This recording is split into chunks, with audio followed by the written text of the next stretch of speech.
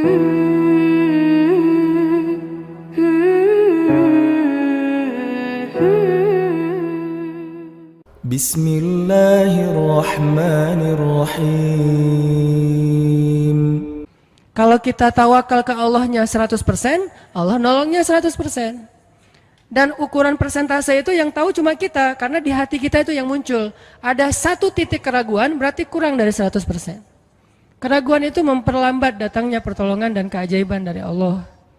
Makanya aku tergantung prasangka hambaku kepadaku. Kenapa ada orang di zaman dulu tuh kayak dapat karomah, keajaiban-keajaiban dalam hidupnya. Kayak nggak mungkin terjadi secara logika dan ilmiah. Karena memang dia yakinnya ke Allah itu 100%. Apakah kalau kayak gitu kita nggak perlu ikhtiar? Perlu, tapi ikhtiar nggak ada hubungannya dengan keyakinan. Ikhtiar itu hubungannya dengan kewajiban. Allah yang suruh ikhtiar, tapi yakin berhasil apa enggak, itu urusan yang kedua. Urusan hati antara kita dengan Allah Subhanahu Wa Taala.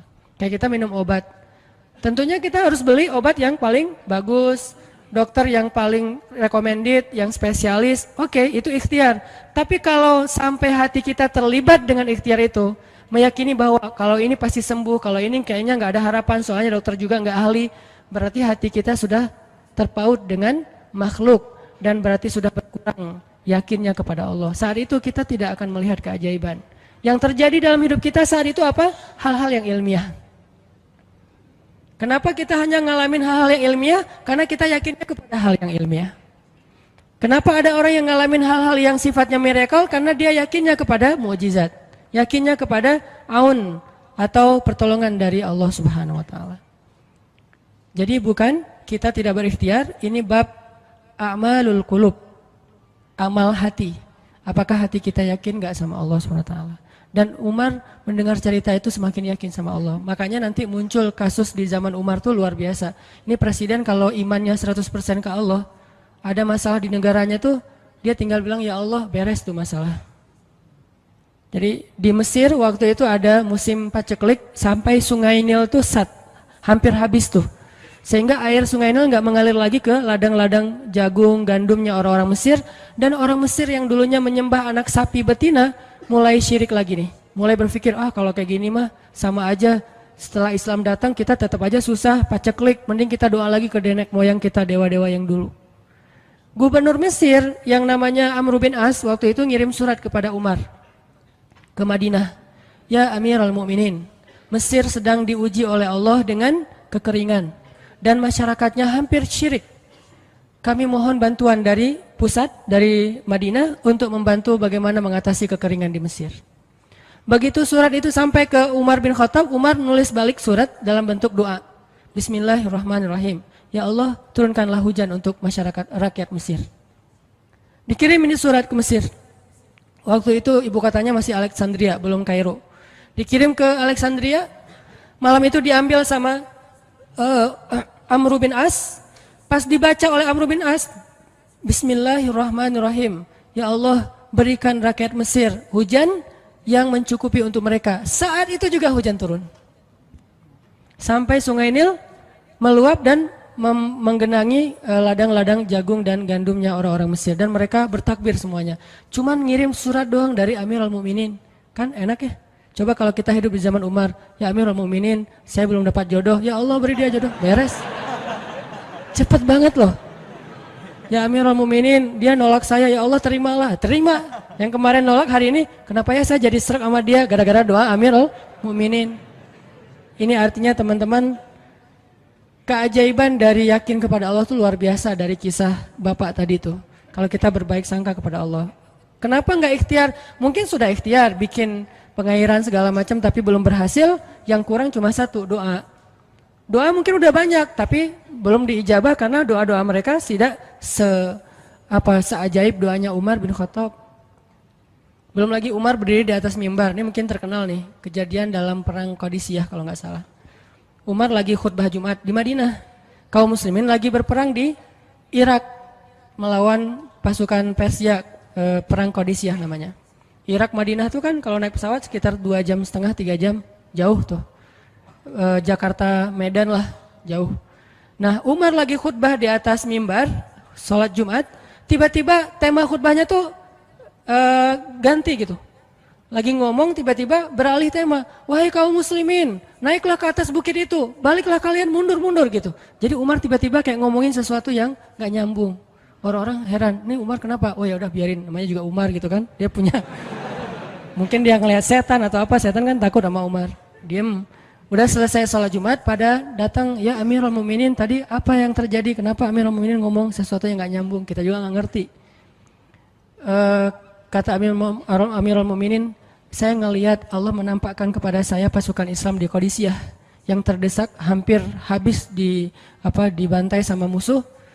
Tapi saya ditunjukkan ke sebuah bukit yang mungkin mudah-mudahan itu jadi benteng untuk mereka berlindung. Saya suruh mereka naik. Orang kan gak langsung percaya kan? Bener gitu terjadi kayak gitu. Kalau Rasul ngomong, mungkin aku naik ke langit, Isra Mi'raj, oke lah, itu aja masih ada yang mendustakan. Ini Umar yang ngomong, bukan Nabi yang dapat wahyu. Orang gak langsung percaya. Selang beberapa minggu kemudian, pasukan Qadisiyah pulang. Jadi utusan mereka pulang bawa berita tentang kemenangan perang dalam perang Qadisiyah. Dia cerita, suatu hari di hari Jumat, kami sedang berperang. Kami terdesak, hampir habis dibantai sama musuh. Udah nggak ada jalan untuk berlindung. Tiba-tiba kami mendengar suara Umar. Amirul Mukminin berteriak, wahai kaum muslimin, naiklah ke atas bukit ini supaya kalian terlindungi. Akhirnya kami mundur naik ke atas bukit dan selamat waktu itu. Berarti benar-benar terjadi. Kok bisa? Ya, qadarullah. Ini keajaiban iman mereka. Apakah kita bisa mendapatkan pengalaman-pengalaman kayak gini? Bisa, kalau keimanan kita dengan level yang sama. Kalau nggak selevel yang sama pun minimal kita nusaddid. Kalau kita tidak bisa sama persis, minimal kita berusaha untuk nuqarib, berusaha untuk pengalaman kita nanti walaupun nggak sama persis, mirip-mirip dengan pengalaman mereka. Lagi-lagi bukan berarti tidak berikhtiar. Ini keajaiban-keajaiban yang terjadi. Dan saya juga baru ngalamin kemarin pas saya seminggu, nggak kurang dari seminggu yang lalu, saya baru pulang dari laut di Batu Karas. Di sini ada teman saya, Agi. Mana Agi? Nah, ini Agi ya. Ini by the way model iklan. Ada deh pokoknya iklan jodoh maksudnya. Agi ini anak Batu Karas. Agi boleh diceritain? Agi ini anak Batu Karas. Batu Karas itu Jawa Barat, daerah Pangandaran. Dari Bandung kurang lebih 6 jam perjalanan. Kalau lagi ada ombak saya suka ke sana nonton orang main surfing. Nggak main sih, main dikit-dikit tapi nggak jago. Nonton orang main surfing. Ketemu Agi. Agi nggak tahu tuh ya. 2 hari sebelum saya datang ke Batu Karas dia sakit kayak demam gitu. Mungkin habis diputusin kali ya. Dia demam gitu, nggak enak badan, pengen pulang. Biasanya kalau nggak enak badan cuma dia tinggal di Jakarta, paling juga di kos-kosan. Tapi kali ini pengen pulang ke Batu Karas banget. Aduh, kenapa ya pengen pulang ke Basroh Batu Karas gitu ya. Batu Karas kayak Basroh gitu. Pengen ke Batu Karas. Pas dia pulang, hari saya lagi mau main tuh, dia diajak sama temen dia, ngojek itu apa? Berenang yuk gitu. Berenang yuk, berenang. Dia ikut, padahal lagi nggak enak badan, tapi pengen berenang. Pas lagi di pantai, saya datang ketemu loh, kayak kenal nih, hitam-hitam ektis gitu. Ternyata ketemu saya, Ustadz Hanan ya, ya kenalan. Ustadz saya tuh ketemu Ustadz kemarin di Meruya pas kajian minggu bulan yang lalu. Cuman karena jamaahnya banyak, saya nggak bisa ketemu Ustadz, nggak bisa salaman. Saya waktu itu membatin.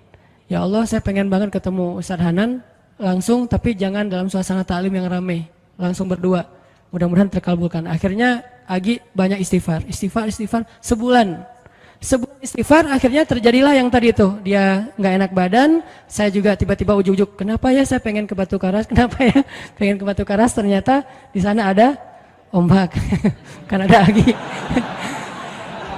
Ketemu aja di Batu Karas, itu cara Allah menskenariokan. Dan itu terbukti banget loh, istighfar. Bukan karena saya orang soleh, dan kita bisa istighfarin siapa aja. Saya pengen ketemu ini, saya pengen, dan itu ajaib. Kalau misalnya nggak ketemu pun di dunia, insya Allah ketemu dengan orang soleh itu nanti di akhir. Apa ruginya beristighfar dan berdoa? Nggak ada ruginya kan? Ya Allah, saya pengen banget ketemu dengan, misalnya sebutlah ulama yang paling kita ngefans di dunia siapa gitu, dengan Imam Sudais, Imam Masjidil Haram. Pengen banget jabat tangan sama Imam Masjidil Haram yang imamin umat Islam seluruh dunia gitu. Tapi kan nggak mungkin. Kita umroh, kita haji juga nggak bisa ketemu dengan Imam Sudais. Kita berdiri paling depan ya, di dekat dengan Hajar Aswad. Begitu mau sholat diusir tuh. Begitu selesai salam langsung dipagar betis sama askar-askarnya. Susah ketemu beliau tuh, ajaib banget kalau bisa ketemu. Tapi kan nggak ada salahnya beristighfar kan? Astagfirullah, astagfirullah, ya Allah, Sudais, astagfirullah, astagfirullah, Sudais, astagfirullah. Terus aja gitu. Pengen ketemu Sudais. Tiba-tiba bisa aja Sudais datang ke Indonesia, ada seminar apa, mungkin bisa ketemu yang paling logisnya. Atau kalaupun nggak ketemu di dunia, tiba-tiba bangkit dari kubur di sebelah kita. Siapa? Kan kamu sering manggil saya dulu, siapa? Sudais. Sudais yang mana ya? Imam Masjidil Haram, Masya Allah Syekh gitu. Dan orang soleh nanti di akhirat, dialah yang salah satu akan menyelamatkan kita dari perjalanan yang sulit. Selain syafaat Rasulullah SAW. Jadi kalau disebut nama Nabi, kita spontan ya, Sallallahu Alaihi Wasallam. Kalau perlu bahkan kayak respect banget gitu. Kalau disebut nama Nabi langsung Sallallahu Alaihi Wasallam, karena luar biasa jasa Rasulullah. Yang jelas selain Rasulullah SAW, nanti ulama-ulama orang-orang soleh juga bisa nolongin kita di akhirat. Jadi kalau kita doa, ya Allah pengen banget ketemu si Fulan, Syekh Fulan, Ustadz Fulan, Kiai Fulan. Kalau nggak ketemu pun di dunia, pasti ketemu di akhirat. Yang jelas harapan kita nggak mungkin Allah abaikan gitu aja, nggak mungkin.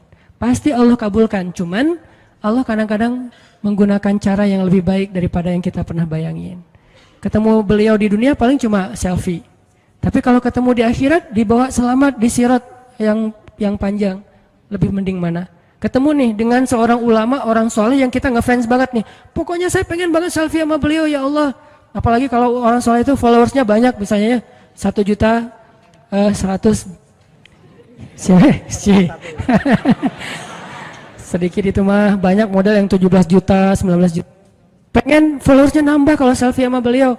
Cuma nambah followers. Tapi kalau ketemunya di akhirat, nambah apa? Nambah derajat, naik level.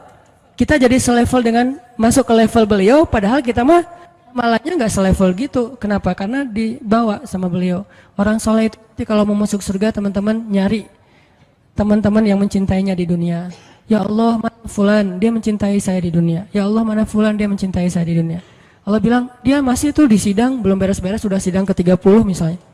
Kan sidang di dunia aja satu kasus berpuluh-puluh kali kan, gimana sidang akhirat lebih berat lagi tuh.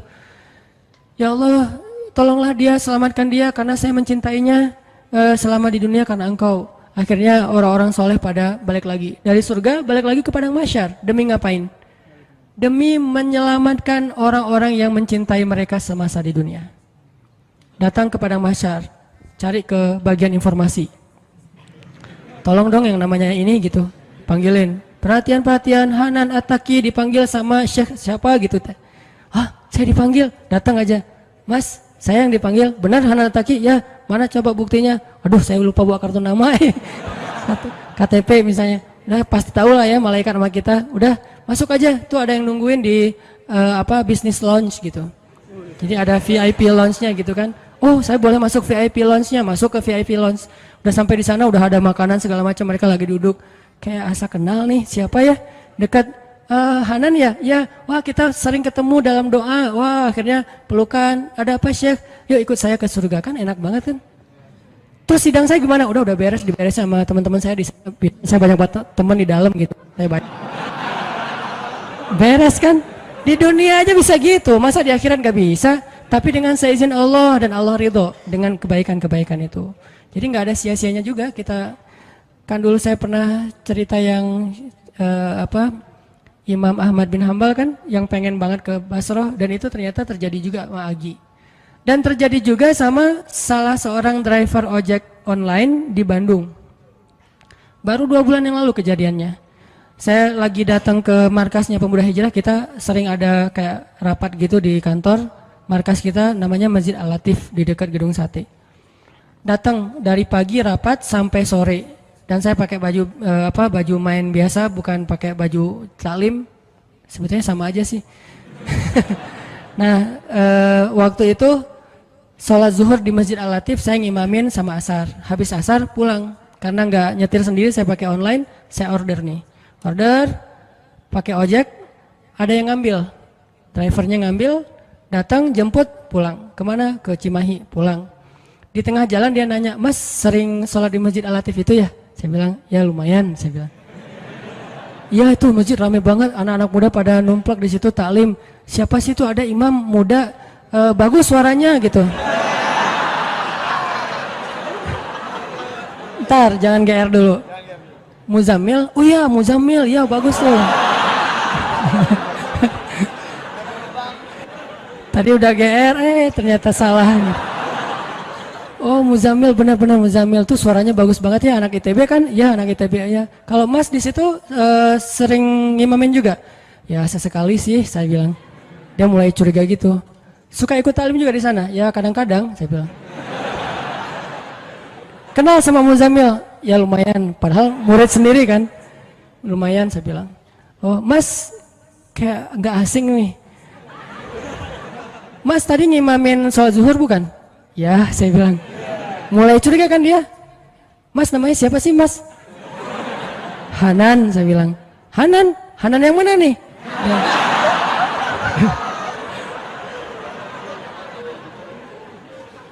Saya bilang Hanan Taki, wah langsung oleng deh mah.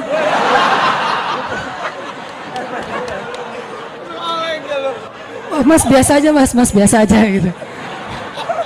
Ini benar Ustaz Hanan Taki, benar. Masya Allah, ya Allah, udah gitu kayak terharu gitu, heboh semua orang pada ngelihat lampu merah lah gitu ya, pada ngelihat semuanya. Saya langsung pakai masker, gitu. Ustadz tahu nggak Ustadz, saya sebulan ini istighfar terus habis dengerin cerita Imam Ahmad bin Hambal yang ke Basrah, saya istighfar, ya Allah pengen banget ketemu Ustadz Hanan tapi jangan ditaklim berdua, jadi bisa curhat-curhatan gitu. Ternyata Allah bikin skenario, saya order ojek online, dia ngambil, jadi ngobrol di jalan sampai ke rumah, akhirnya bertamu nggak pulang-pulang. Wah ini luar biasa cara Allah. Dan wallahi teman-teman, dan itu terjadi. Jadi udah 2 kasus nih yang saya alamin ya. Satu lagi yang ojek online tadi, dan dua-duanya hajatnya sebulan Allah kabulkan. Jadi kalau ketemu saya aja sebulan gampang, masa ketemu jodoh bertahun-tahun gak dapat ya? Gimana nih? Istighfarnya gimana nih? Ini terutama buat cewek-cewek nih. Kalau cewek-cewek kan nggak bisa nyari, masa cewek kepo gitu kan nggak mungkin. Pura-pura follow, nge-like. Kok dia nge-like terus yang first like lah gitu? Nggak mungkin kan? Cewek kan agak-agak jaim. Ya udah istighfar aja deh. Banyak-banyak istighfar. Tiba-tiba ada yang kesandung jatuh di depan cewek, HP-nya jatuh. Dia pergi, HP-nya nomornya. Nggak penting sih ceritanya. Pokoknya ada. Ada jalan dari Allah yang kita nggak ngerti nih, yang jelas bisa. Kita tinggal yakin aja sama Allah, istighfar, Allah yang kasih jalan. Walladzina jahadu fina lanahdiyannahum subulana. Pokoknya kalau kalian bersungguh-sungguh kata Allah di jalan kami, udah kami kasih jalan-jalan keluar yang subul, jamak dari sabil, banyak banget jalan keluar di sisi Allah. Yang penting kita jahadu fillah, berusaha di jalan Allah Subhanahu wa taala.